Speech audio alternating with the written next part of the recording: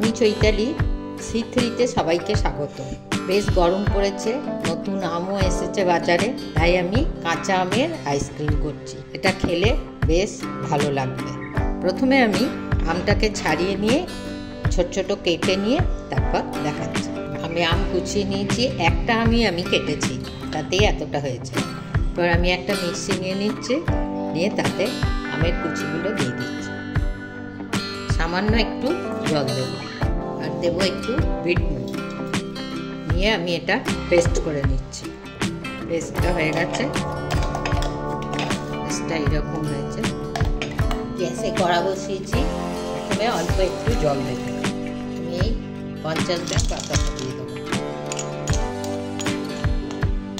বাতাসাটা গলে গেছে, তখন আমি এই আমের পাতটা এর মধ্যে দিয়ে দিচ্ছি। বাতাসার রসটা এর সঙ্গে ভালোভাবে মিশে গেছে। আমি এখানে 1 চামচ কর্নফ্লাওয়ার গুঁড়ো রেখেছি, এটা আমি এর মধ্যে দিয়ে দেবো। এবারে আমি গ্যাস বন্ধ করে দেবো, দিয়ে ঠান্ডা করতে দেবো। ঠান্ডা করে আমি এই আইসক্রিম পটে ঢালছি। এটা আমি এবার ফ্রিজে রাখছি, 4 থেকে 5 ঘন্টা পর ফ্রিজ থেকে বার করে দেখো। তোমরা সবাই করো, আমাকে জানিও কেমন হয়েছে। ভালো থেকো, আবার দেখা হবে অন্য কোনো রেসিপিতে।